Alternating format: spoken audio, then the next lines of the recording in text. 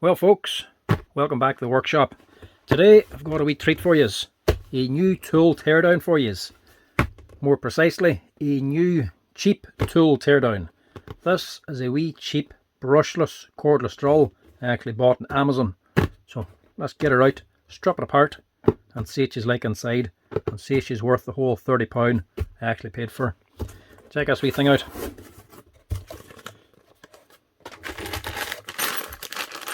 It actually comes with a tool kit and all.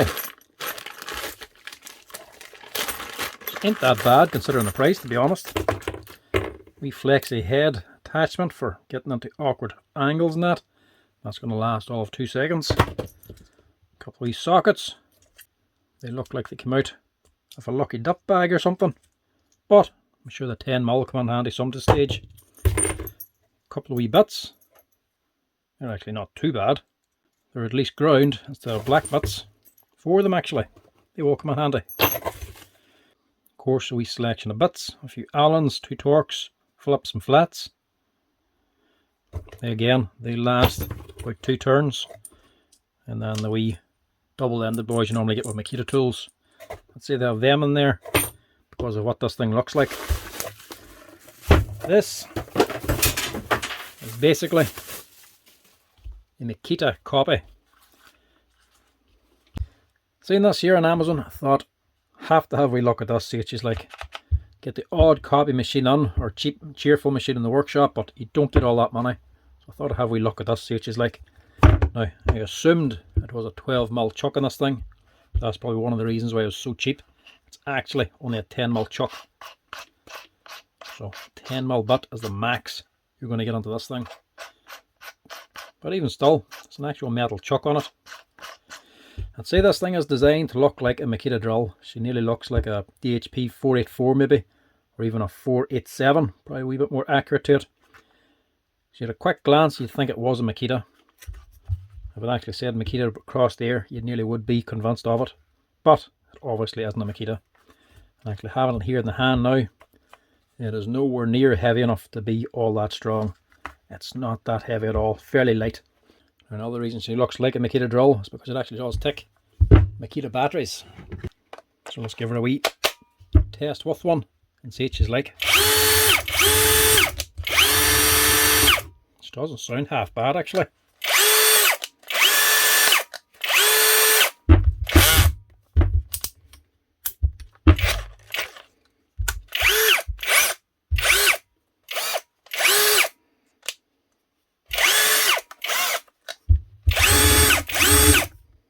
Well, she's not that good. I broke it. I actually have. That doesn't last long. Chuck stripped out of it. Oh jeez. Good quality anyway to start with. I can already tell you she ain't worth buying. At least for the chuck anyway. Even the change lever on it, really very cheap light plastic on it. Now she looks good looking at it, but once you start feeling it you realise this ain't a metal gearbox, that's just plastic. She's all plastic apart from the chuck, and even the chuck doesn't last. How am I going to get that off now?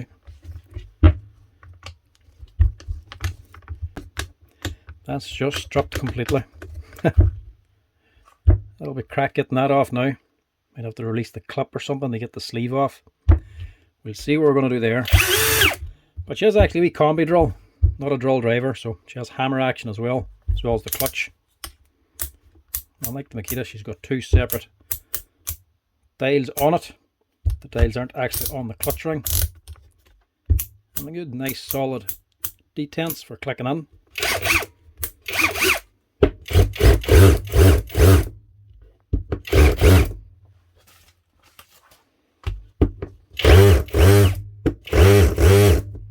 Hammer's not that great, mind you. Not that hammer's very good in any cordless drill, but that there's definitely not that great. And then clutch mode them.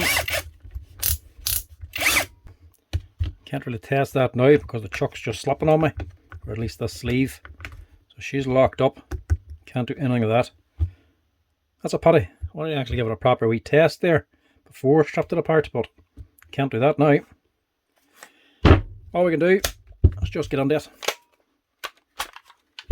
Now, it's not the proper Makita contacts, it's just 2 probes on this, so I wouldn't say there's going to be a controller or much of a controller in this thing, but we'll see when we get inside.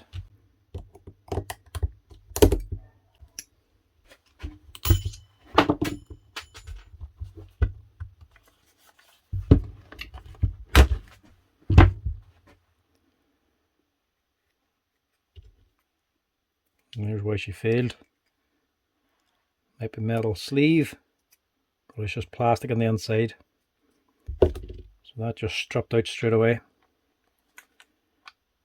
There's the actual mechanism on it.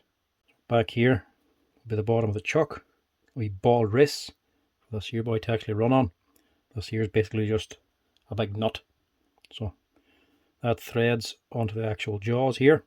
There's threads on the jaws. So as you turn this, threads the jaws up and down. That's all she's doing. But this one has obviously failed. And lock them up.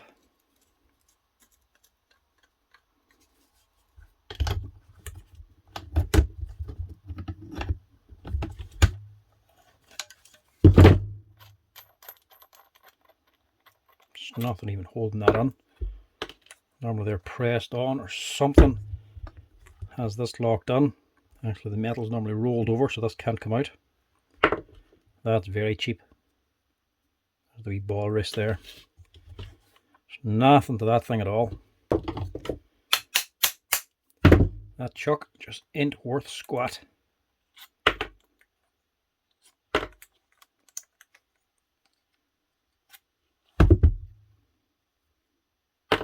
Cheap and basic would be a compliment for this thing.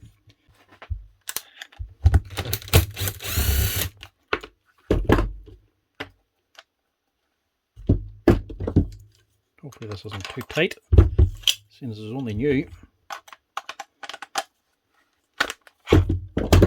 And it's not. That's not so bad. If you have one or you're getting one, first thing you do before you use it, get rid of that. Get yourself a decent 10mm chuck. That's not worth a squat. Tiny little spindles then. And the 10mm chucks. Honestly, the weight of this thing is just amazing. How could there be anything in it when it weighs this little?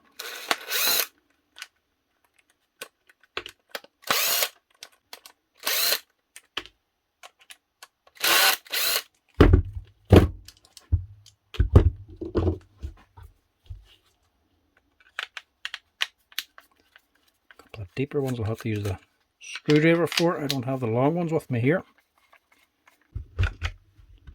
Tight fit anyway.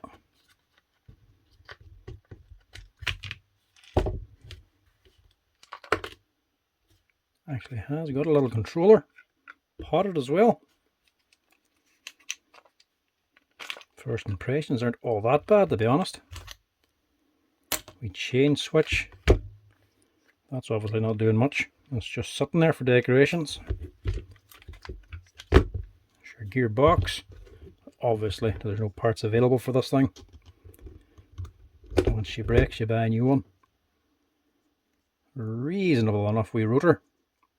Obviously good enough wee fan on it. So all the way the fins come all the way back. Don't know if that's for extra air circulation or just to save on plastic so they don't have to fill the whole thing. 625 bearing on the bottom. Just a metal shielded, no brand. I'm not sure what that one there is. You wouldn't be able to get it off anyway. It's like most brands, the gear in the front's pressed on. You have to get that gear off to get the bearing off. But as orders go, it's not terrible. 4 neodymium magnets built into the steel laminate housing here. Little plastic board at the front, plastic fan, gear and 2 bearings. That's all they are. Good enough power. The magnets anyway.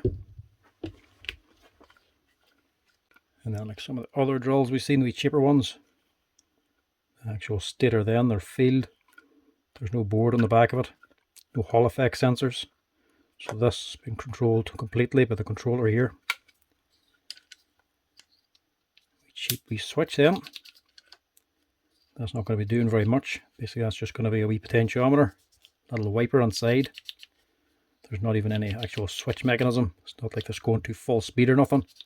She's just running a wiper, and that's telling the controller how fast to run the actual motor. Lens cover, just an LED light then. Not much in it at all. But the body of it, for a cheap wee drill, ain't bad. It's reasonably solid. Not all that well made, mind you. Actual overmolding, you can see, is already starting to split away. It's not anchored on very well. But for £30, what can you really expect? It's actually a nice looking drill. Nice texture to it, good rubber overmolding, so there's plenty of grip on it. I wouldn't say that's going to last too long. Everything else just wee stick-on stickers in. So I nearly guarantee you'll see that in plenty of other places, maybe different colours as well, just with different names. Don't know what the hell that's meant to say, can't pronounce that at all. Psogpone or something. Not even sure if that's a name or a brand or what. Now obviously it's made in China. I mean, where else are you going to get something like this here for £30? But even at that, surprisingly good for all what it is. It's amazing what you can actually get out of China for such little money and for reasonable quality. When you're buying that, and the company selling it, Amazon, is making a profit on it. The boys putting their name on it is making a profit on it. And the factory actually making the drill is making a profit on it. So this thing at the end of the day to actually manufacture, it only costs like €5. And it's always been like that. Even before brushless motors and lithium batteries. Stuff coming out of China, they would always produce it a lot less. That's probably what we can all remember about cheap tools, knockoff tools and that coming from China because they were so cheap. But funny story about something like that. One of the reps that actually comes on to our hardware shop, he was actually at a big tool convention over in Germany. He had a stall for the brand he was working with, but he seen another stall further down from him with a couple of Chinese lads behind the desk, and he couldn't really make out what they were selling. It was more of a desk and a boys working behind the counter. So eventually, a couple of days onto the convention, the show, he decided to get onto them and see what they're actually selling and ask the question, what are you producing? And they just says, what do you want? That's how they put it. What do you want? It's not what we're selling, it's what do you want? So he says, well, what sort of stuff is it you produce? Like, and it just says tools. We just make tools. What kind of tools do you want? And he says, okay, it was a drill. And they was just asked more questions like specifics. What kind of drill do you want? How many batteries? What size? And what price point? And he goes, oh, how much is a drill? And he goes, tell us more details. He says, okay then. And this is before brushless motors and lithium batteries, mind you. He says, a cordless drill with 2 NiCad batteries with a blow molded case, 12mm chuck. What are you talking? And the man got out and went onto the computer and he goes, how many units? He says, 1,000 units. He says, okay. Typed it onto the calculator for 1,000 units. How much per unit were they going to be charging him to produce to take out of China? Rough guess, I was thinking maybe 40 or 50 euro. €10. It's actually less than €10 for the drill, the 2 batteries, the case, the whole works. To manufacture, for him to buy per unit, if he was buying 1,000 units, less than €10. Unreal. So they could always do it. They could always make stuff dirt cheap, way less than anybody else. And this is a perfect example of it. £30 for a brushless drill off of Amazon. So the body doesn't seem too bad. The chuck, it's obviously terrible. The actual important bit, the motor. The stator itself ain't too bad. It's actually quite similar to the Erbauer one from Screw Factory. Tore apart one other day. Same sort of way it's actually wired up as well. 3 black leads going on to 3 coloured leads with wee spade connectors with heat shrink tip. A decent wee controller on it by the looks of it. And the switch is designed to be changed. And the same wee contacts again for the battery retainer. Very cheap that there. You probably see that in a lot of drills. They're probably mass produced somewhere else and just bought in then for this because it obviously fits the Makita. The leads then just very, very roughly soldered onto these pins, which are actually spade connectors. They could have used a spade connector onto that, but they just went for soldering instead. That is a rough joint. Let's see if we wiggle that enough, it'll probably come loose. Wee cap sticking at the top, but ain't bad. It's still a controller and it's still potted, so be reasonably resilient to a bit of moisture, but it is just a plastic case it's sitting inside of, so there's no heat sink on this here, so if you're overworking this wee drill, you're going to very quickly cook that controller. Switch, ZLB, I'm not sure what that is, never heard of it, but because she's modular, I would say if you looked hard enough online, you might be able to get that switch. Maybe. If it doesn't work at all, you can maybe pop it open and see if you can clean the wiper. The switch itself, it's just basic enough actually. Thought that was a wee set of bellows, but it's not. Basic switch, it'll just be a wee wiper inside of it. Just the LEDs actually wired on to this connector down here. It'll do the job for this wee thing. Change lever, fairly cheap. Actual gearbox in. That's when you know things are bad. When you get a wee piece of plastic that's meant to look like a part of the gearbox when it's not. Just trying to make it look better than what it is, especially when you see it sprayed silver, to make it look like aluminium or metal when it clearly isn't. That's just for show. That's not even really doing very much, is it? It's not doing anything actually, that's just floating. It's not like this is holding on the gearbox. Those screws are just helping to keep these two sides closed and keep this attached. It's not holding on this. The gearbox is held on the body. This fat section of the gearbox slides onto here. That's what's actually holding your gearbox on.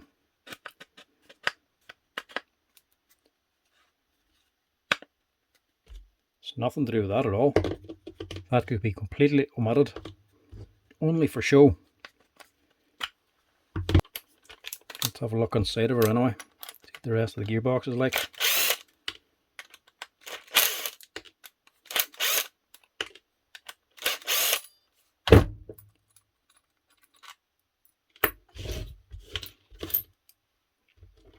Screws, and I think are actual drywall screws. They're actually pointed. But only get onto plastic anyway, so they'll do. Actually, be detent for changing your positions on the clutch. It's actually a good heavy spring that's on it. That's why it feels so good. And like I was saying about the hammer action, fairly weak. There's why. Would you even call them ridges? Normally, they're a very sharp gear, set at a very sharp angle. So they come straight across and straight down, so you get a good hard actual rattle of it. They're not actual hammer drills, they're just rattle drills, that's all it's doing. So as this goes round, it's rubbing off another one down there. So they're just rattling over the top of each other. But they're more mounds than gear teeth, so it's not producing that much of a vibration or rattle of it. That bearing piece here is actually pressed on, so we'll leave that alone.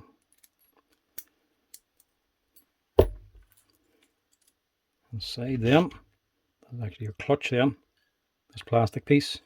This we insert then is on a thread. So as you turn your clutch, your settings, it actually unscrews and screws in this plastic piece. And that's set on springs. So the springs push against this metal plate down here. They push this and that. The wee pins here pushing these here flat rollers. We take them out. The flat side the plate's pushing against and a rounded side. That's because inside of here then there'll be another gear with little ridges on it, and that is designed to slip or overpower these springs whenever it's clutching out. The tighter you tighten this in, the higher the clutch setting you go to. These springs are pushing down harder and harder, making it harder for it to slip that ridged gear inside. For now, we'll just take them out, because normally they just drop out anyway. Not a bad wee gearbox. I don't see anything bad about it just yet anyway, apart from the hammer action, but I never recommend hammer action on cordless drills anyway. No, but as a toss, which is not.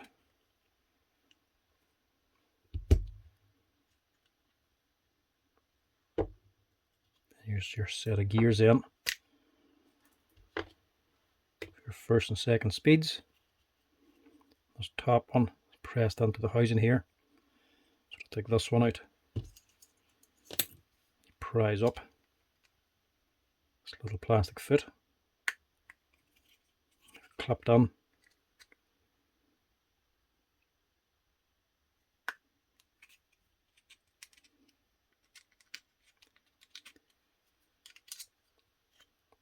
That allows you to take that one out.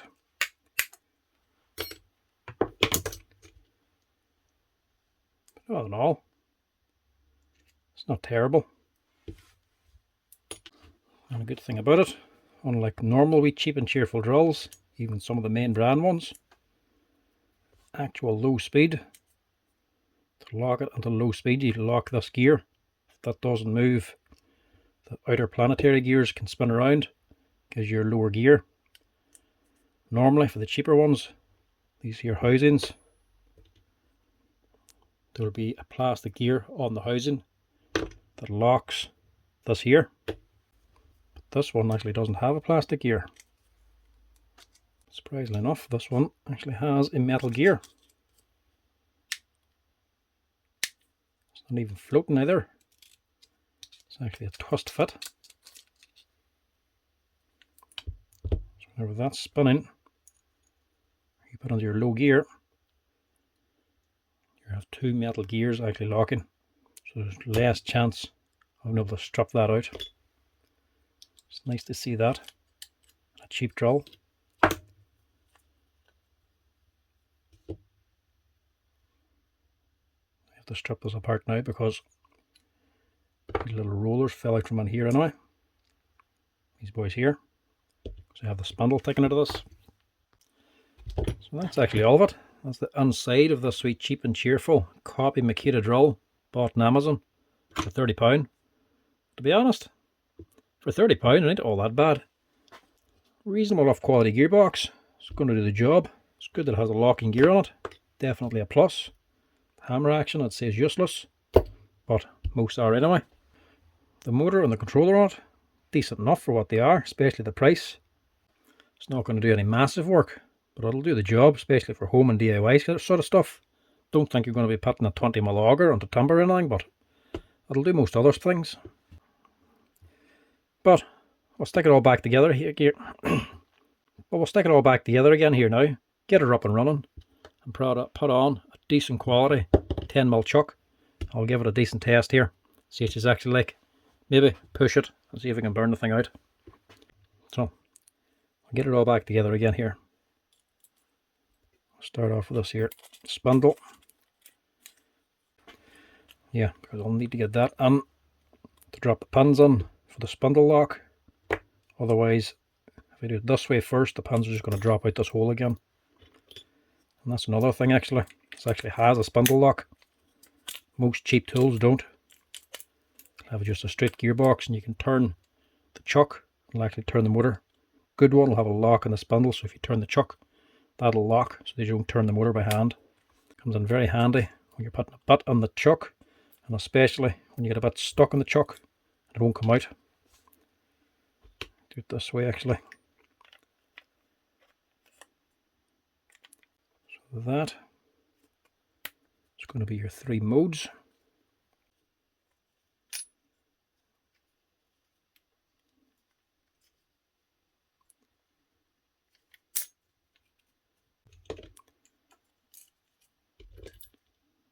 This will need to go on.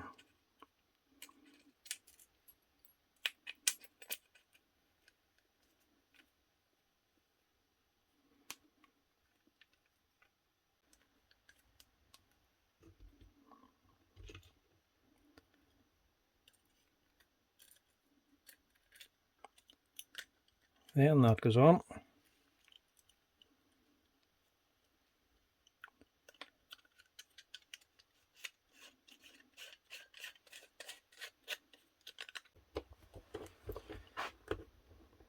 So that's sitting on, you're holding that spindle.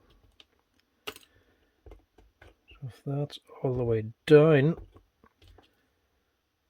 and she comes up this way,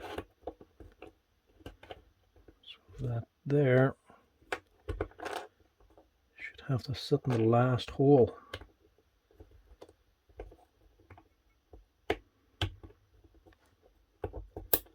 Which would be there.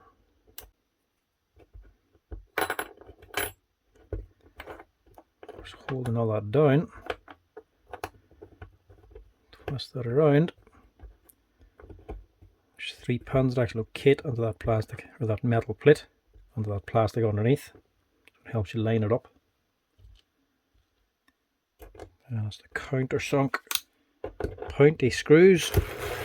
It holds on that plate.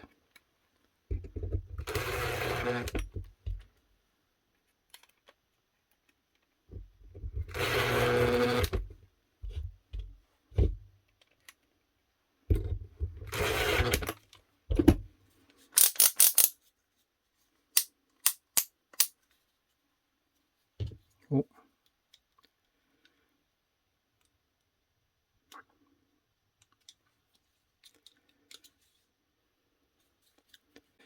Pop the spring out.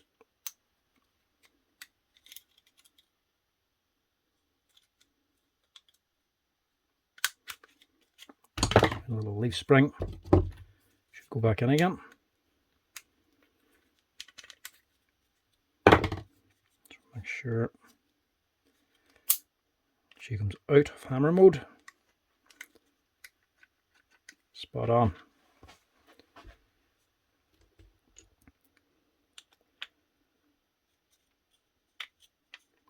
So that goes on there. And there's 3 flat rollers that go against the flat end of the spindle. That's your spindle lock. If you try to turn your chuck by hand now, your spindle, they'll lock up. But whenever you turn the gearbox, this here piece centers those 3 rollers and allows it to turn.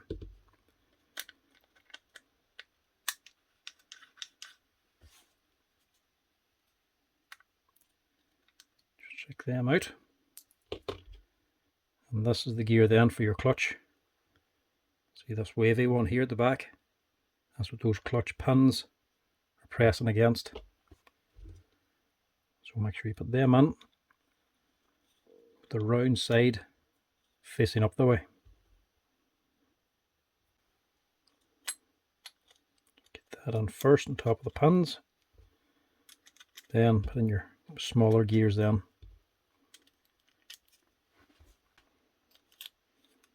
This flat piece has to go on first. Then this.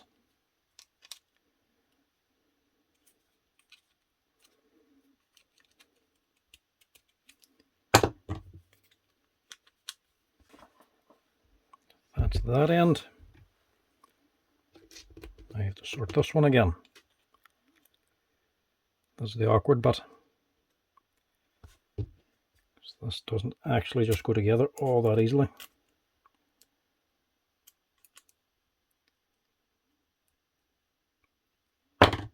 These are on 2 halves. They have to line up again. So that goes on first.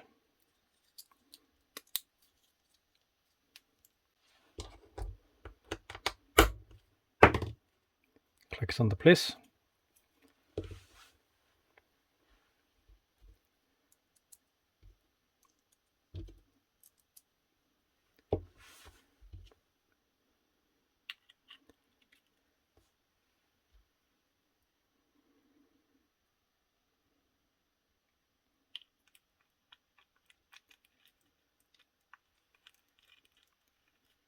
And these gears have to go onto this with your selector gear. Then you have to get the top on, locate these 3 gears onto the head of it, and put it together at the same time. So work out where your top is on both sides. There's the top of the gearbox, the symbols on it. And this should be the top, because your change lever arm clicking on down here. So it should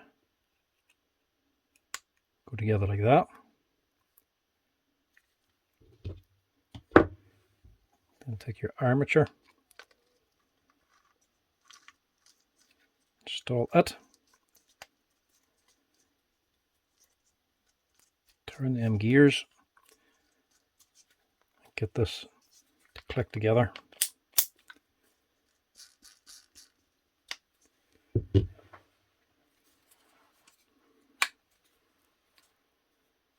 And that's it. Make sure it turns. That should do the job. It doesn't actually twist and lock together, mind you. Lastly, your selector lever. You can see the gear just under there. Drop on one side. So the pin goes onto that selector gear. Same on this side. Making sure you get the arm of the lever and to the gear. That's it. And your wee piece of plastic for the front. Right. Let's get it back together, give her a test.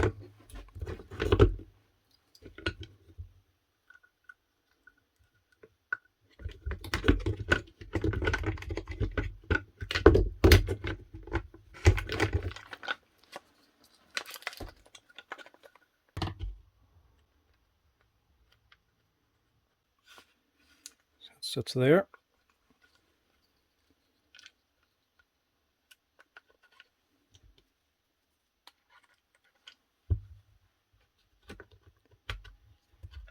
Switch in your change lever. It's actually a nice tight fit, so it holds it in place. Your controller, battery retainer, just sliding down here.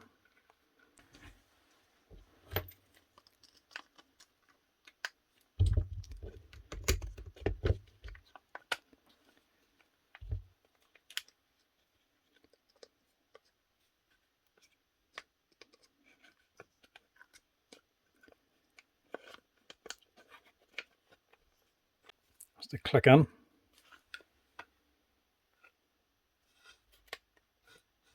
That's better.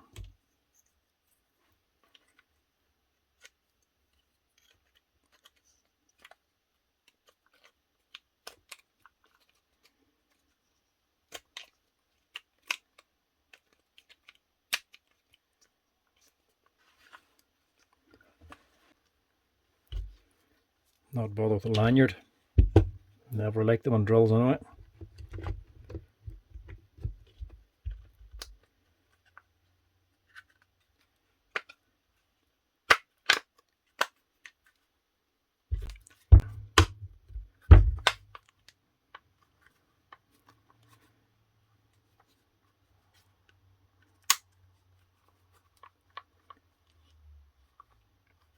It's not a Makita, so it's not going to be exactly accurate when you close it. But you don't want a big massive gap. That should be okay.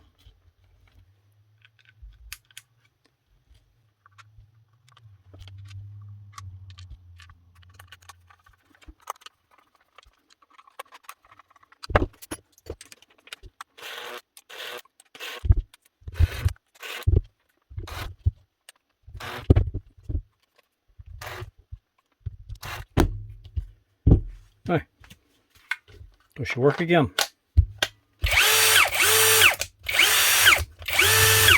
That's her.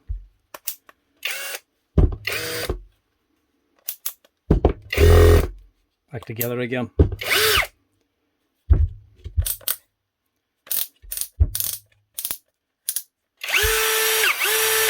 Now, we need a chuck improvement and test it out. Now, there's not much point in putting the old chuck back on again, especially seeing as you can break them with your bare hand. Now to test it, we're going to need a new 10mm chuck. I just so happen to have a proper 10mm chuck. Look at that for a steel chuck. Proper Jacobs quick chuck or hand chuck. These things are old style. They're not actually ratcheted. But it'll do this nicely. Wonder if that'll be heavy enough for it. These things were brilliant chucks. Solid steel Jacobs chuck.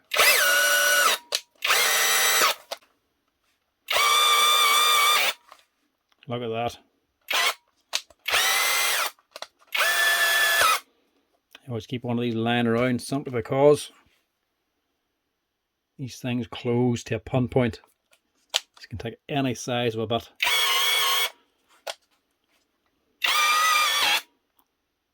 You're not going to get a tighter fitting chuck or jaws than that there. Great for small bits, not as good for big ones because it's not ratcheting, doesn't lock up as easily.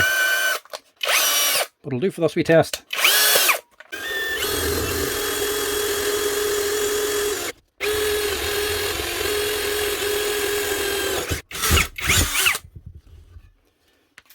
Once you drill it, that ain't the best, but they'll do the job.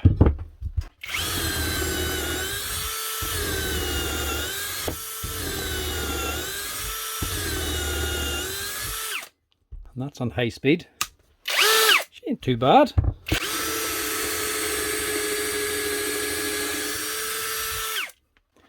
That's if you fit a decent chuck, that is. She does the job. Test her a wee bit more. These things are great at killing drills. There one's speed bits. See if I can handle it.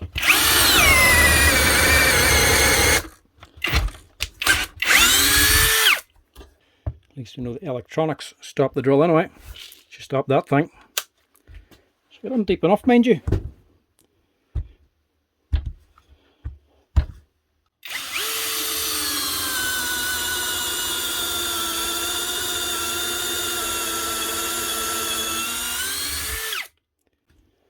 No speed, she can actually handle it, no bother.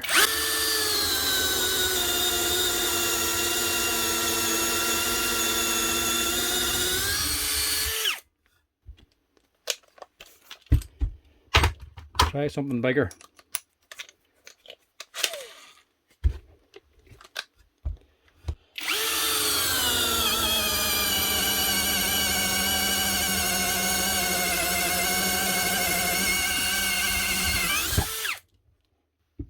That's actually quite surprising. Didn't think it would do that. Obviously not going to do it on high speed. But it does stop, so she'll not burn herself out all that handy. Try a standard auger instead of the speed bit.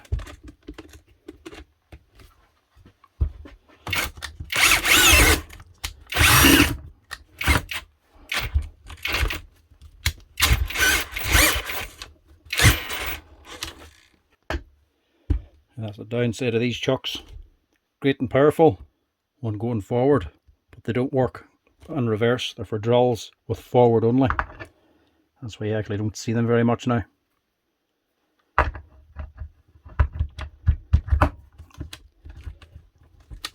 you can tighten it as much as you like. Once you go in reverse, it just unscrews itself, which is a bit of a handling when you've got the bit halfway in.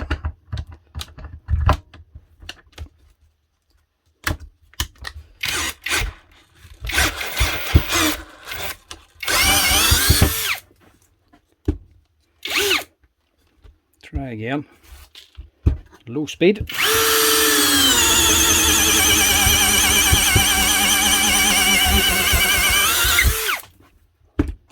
That's a powerful wee yoke. No bother at all to it.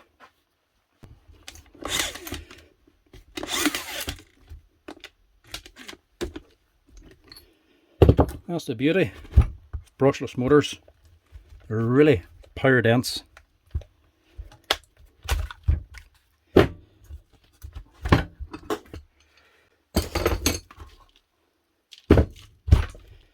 That, for £30 and only a 10mm chuck, as bad as it was, ain't bad. Decent enough power to the little thing. Good compact wee motor. Proper dedicated controller that actually cuts out if you overload it. Nice wee LED switch. It's actually a combi drill. Terrible hammer mode on it, mind you. Good enough clutch and drill. Gearbox ain't too bad. I think it's let down, without a doubt, the chuck. Never seen a chuck that you can actually break by hand. That's a disaster. So if you're getting one, forget about the chuck. Get yourself a decent 10mm chuck. Probably not one of these here, mind you. But any 10mm chuck will do the job. Anything, it's going to be better than that. Anyway folks, thanks for watching. Hope you enjoyed this wee Amazon teardown. If you're looking for a wee cheap compact drill to add to your Makita battery collection, that there ain't too bad actually. She's small enough and definitely light enough. She's only 10mm. But I'd say that chuck weighs just as much as this actual drill itself. Check them out. £30 on Amazon. Not too bad a yoke. She's not going to do all that heavy work. Mind you, she can drill the 20mm auger and the timber. So she ain't too bad. Thanks for watching folks. Give us a wee like and a follow if you're enjoying the videos. Cheers.